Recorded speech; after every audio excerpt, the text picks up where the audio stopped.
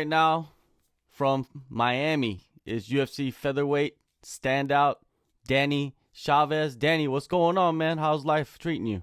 How you doing? How you doing? Hey man, can't complain, bro. I'm enjoying life right now. It's a great year. 2021 it started great. You have KO written on your fist. Word is, this is what Yes, I sir. heard. This is what I heard. After you got those tattoos, you started starching people. Is there any truth to that? No, actually, I didn't.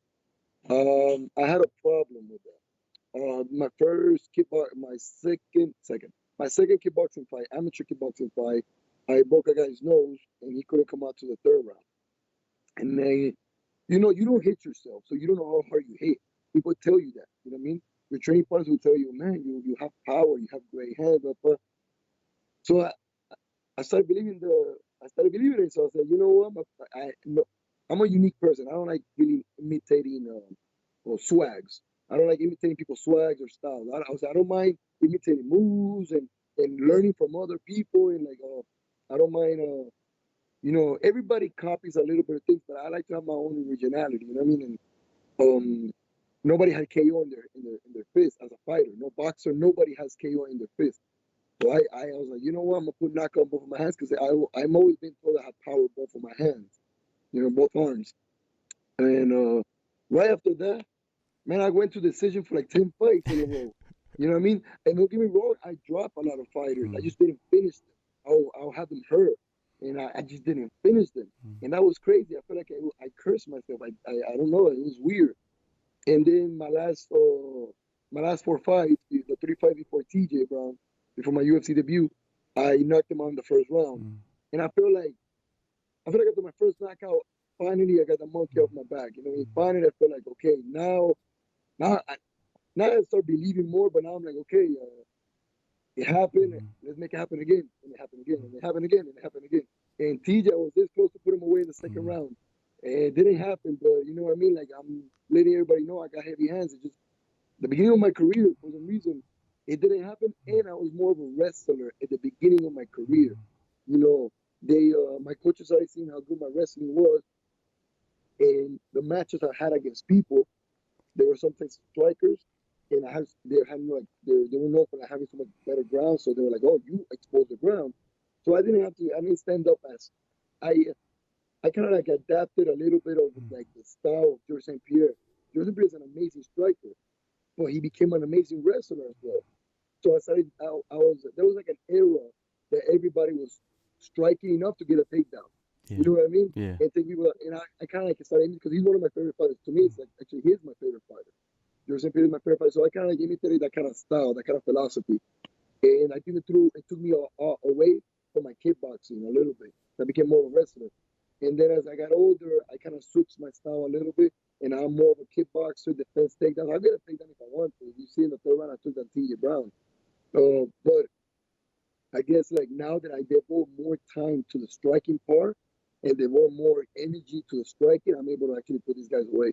Yeah, your road to the UFC has been long because when I look back at I believe 2016, you had that two fight skid, maybe the biggest speed bump in your career. Then you took Yeah, off like 2.5 years and you returned and then got three knockouts in a row. What I believe in between there, you took like a year off too, and then you made your UFC debut. Beautiful win against TJ Brown. When you look back at the last 4 years of your career, like how much have you grown? Do you think, like personally? well, to me, what happened is that as started getting older, I started realizing that I couldn't care so much about what's happening in that octagon. I think at one point you think about it so much. You're nervous. You get a little nervous. You're young, you know what I mean. And like I said, I would be hurting people. I just couldn't put them away for some reason. But I was winning those fights regardless. The point is winning. And at one point, I had opportunities to go to the UFC, and those opportunities they didn't happen because when I had the first opportunity, you told me you win this fight, you go to the UFC, and I lost it. And then the next time they were like, I was like 7-1, and they're like, you beat this guy for the title, you go to the UFC, and I lost it. And then I lost the one after that too. So at one point I was like, bro, I don't know what's going on. So I took like about a year and a half off. I wanted to like I wanted to just I was having like a great life financially. I was working little jobs just because I wanted to maintain the schedule of the training for the pros. So I had to always find jobs that allow me to train, you know. And finally, I was able to, and I was living in a little room. I didn't have a car. I didn't have any, you know what I mean? I was struggling traveling with buses. So I told myself, you know what? Let me get comfortable. Let me get comfortable with my personal life too, you know, and then I'll go back in it. And then everything started happening. I got a great job. I started making a lot of money. I ended up getting a car, getting an apartment. Things started happening, but I was always training. I was just not competing. I was always training, so I never stopped evolving. And I would say, like, as I got older, I just started carrying less because I knew like my time is running. And I guess when my back is against the wall, I do better. You know what I mean? I shouldn't have to wait for that moment, but I think that's what it took me to step up. And another thing is I'm a coach now. I've been coaching since I was 30. You know what I mean? I've been coaching for 3 years, about to go to four. And when I had my first student fighting for the first time, it kind of built a fire again to fight because I was always ready to fight. You know what I mean? I was just waiting for the right time. You know what I mean? And I think that sparked me up to like start fighting again. And I think like once you become a coach, you have to like represent. You know what I mean? You have to like your students are looking up to you. They're watching you fight. They Yeah. believe in you, and you teaching them how to fight. But at the same time, you want them to believe what you teach. You want them to believe everything you say. And I think like me being the example was the best way. And I think like me showing them how to be dedicated, how to eat right, and how to perform and believe in yourself. It was the way for them to actually start following the right steps. And I think that's what happened. I think to me that turned everything around. When I was 30, when I got my first fighter, his name is Justin Arteaga. He's about to turn pro for his first professional fight is coming soon. And then my other student Alex came in, Richard came in, Kevin came in, like, and then now I have a group of five. You know what I mean? That's what I have. I only got five students under my wing, and they actually like and I got all the students that teach jujitsu too, but they're not fighters. They're just jujitsu fighters. You know what I mean? But I'm talking about people that want to do what I do. You know what I mean? And I think like that put like a good pressure on me. Like it made me think about it like this, like, man, you're getting older then. You gotta get in there. And one more thing. Like about when I was 27, I remember I don't remember if I remember it was my manager or my coach, but someone told me that I had talked to Sean Shelby, the matchmaker of the UFC about me. And he said, I like Danny, but he don't finish fights. He goes to decision. And like that kind of like got me a little bit because I was like, damn man, yes, I go to decision, but have you seen who I fight? I fight the top 10 guys of Florida. I'm fighting the top guys. I don't pattern my record. I don't go and fight 2-5 guys, 1-7s. I don't fight chumps. I fight the real fights out here. So I felt like, these guys are good. It's hard to put them away. You know what I mean? And I think just a little bit of everything made an impact in me, and that's why I was able to just say, "Fuck it, I'm gonna work as hard as I can and fight as hard as I can." I have to take every single fight now on. From now on, since I was 30, I've been taking every single fight like now or never. All right. Well, your second trip to the octagon is against Jared Gordon, a 7-fight UFC veteran. When they came to you with this name, his name, what was your reaction? Let's do it, man. You have to understand. I've been doing this for 15 years. I'm about to go. This year's 15. I think this year will be around June, July. Will be 15 years for me doing the mixed martial arts.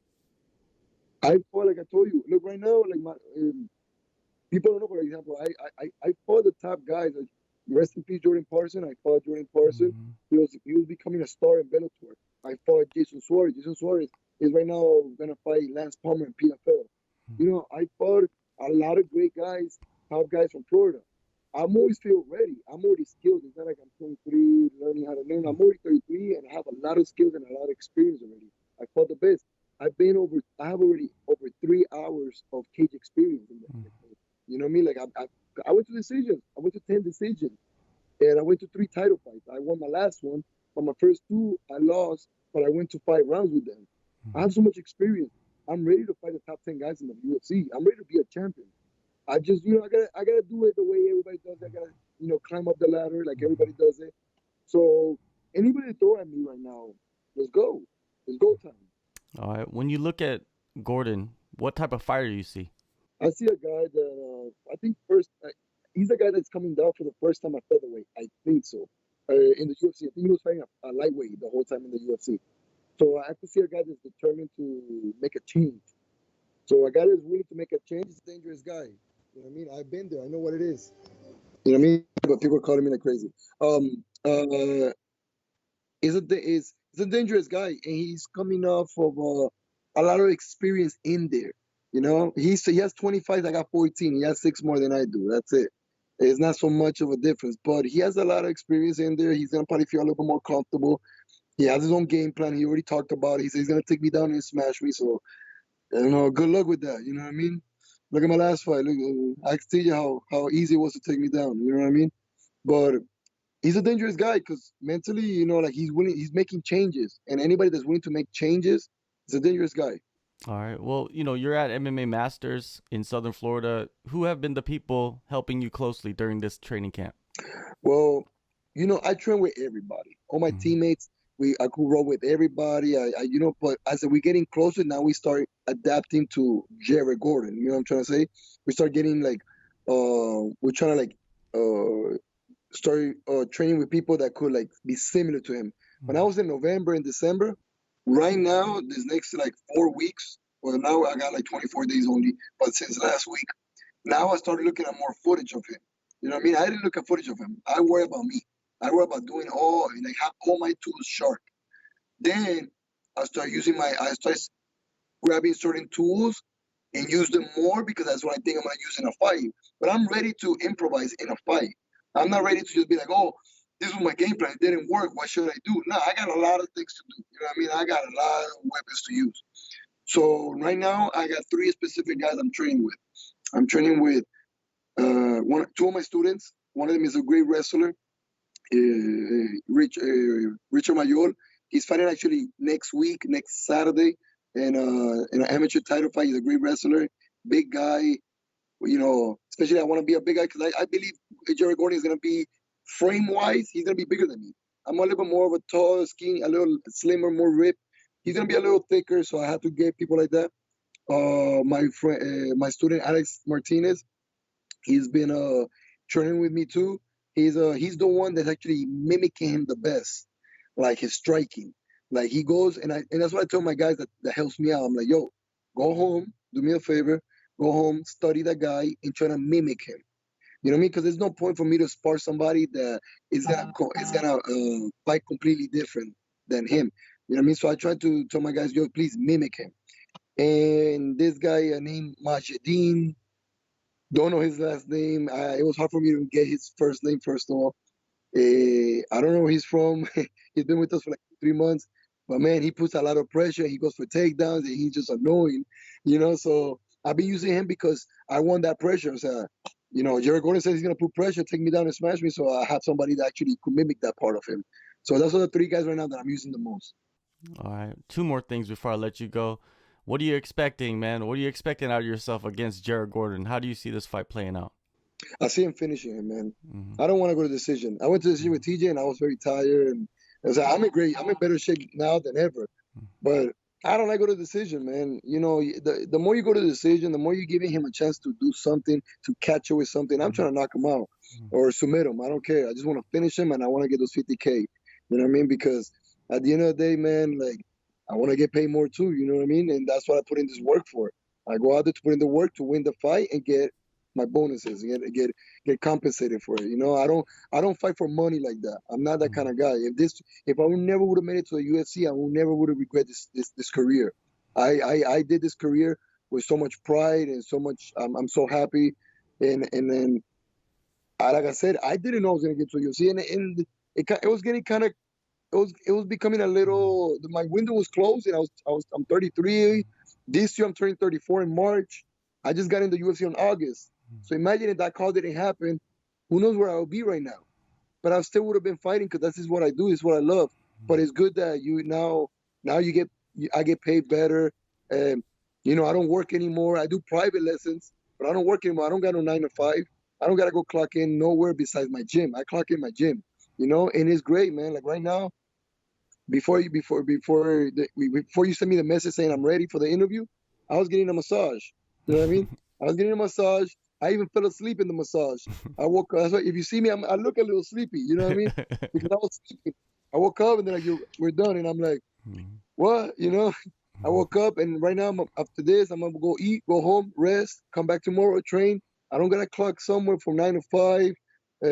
None of that stuff, and that's great, man. You know what I mean? It's such a great lifestyle for an athlete that's been doing it for a long time. You know what I mean? And all the like, I'm very happy right now, man. And to be honest, like, I'm putting in so much work because I don't want this to go away. I wanna keep living this life. I don't want to go back to the other promotions that I was fighting for before. I don't. I appreciate the opportunities they gave me, and I appreciate it, but there's nothing like the UFC. All right, you don't get paid. There's nobody pays you like the UFC. Nobody treats you like them. Nobody puts you in that kind of stage like them. Everybody knows me now. Everybody in Colombia knows me now. I've been representing Colombia for such a long time, but in Miami, and you can look at my Instagram. I'll post and post, but it still didn't hit that. It didn't hit that fame. You know what I mean? And now I had one fight in the UFC, and whoa, my following went from 2,000 to 12,000. You know what I mean? And now I'm getting like recognized in Colombia, which that's what I want to. You know what I mean? I want to be the first Colombian to bring a belt to my country. You know what I mean? And that's what I want to be. You know, we got other Colombians in the UFC. We got 3 more, but just like they have their own pride to bring that belt to Colombia, I have it too, and I want to do it. That's my goal. Of course, man. Yeah, man, it's a beautiful thing. Last thing, there's a lot of things, that happen inside the cage, the octagon. There's fence grabs, there's fighters that hold gloves, eye pokes, groin shots. What offense do you think should get an automatic point deduction out of those, or is there something else? I would say, damn, I would say the holding the fence. I would say that because I would think like a groin shot is sometimes by mistake, but that's why you're supposed to get Diamond Cups because you don't feel them. All right. Shout out to Diamond Cup because they're one of my sponsors. Um, I'll say like a poke in the eye is by mistake sometimes. You know what I mean? Actually, it happened recently to one of my students. The guy went for a shot and he went to put his hands down and he came in and the thumb went in the eye. You know what I mean? And those are things that happen. I think like the second time, then you gotta deduct the point. But the first time, I think you could give him a warning. Same as a groin shot. The first time is a warning. You know what I mean? But grabbing the fence, you know what you're doing. All right, you know what you're doing. I did it one time, so I know what's up. For sure, man. Well, February 20th, man, you're back in action. Danny, man, that was an incredible chat, man. I'm going to enjoy interviewing you in the future, man. You're an open book. I love it. Thank you so much for the time. No, man, thank you very much. And want a quick shout out to MMA Masters, all right? The creators of the calf kick. If you don't like it, then don't listen to this podcast. My coaches, Cesar Carneiro, Danny Valverde, my strength and conditioning coach, Jonathan, my teammates, everybody, the whole entire, the whole entire gym, you know what I mean? I'm not going to say names of teammates because I don't want to leave nobody out. Everybody, all my sponsors, Diamond Cup, Smoothie Spa, White Lion Therapeutic. Let me see. Am I leaving someone out? Let me see. I got a few more. Let me see. Oh, Dynamic Wellness. I think that's about. Oh, and Stretch Zone. And a quick shout out to everybody from Colombia and everybody from Latin America that's been hitting me up and sending me messages. It's great. I love that energy, and I can't wait, man. I can't wait to just go out there in February 20th and then just put this guy away. Take a move in the ring. You got hit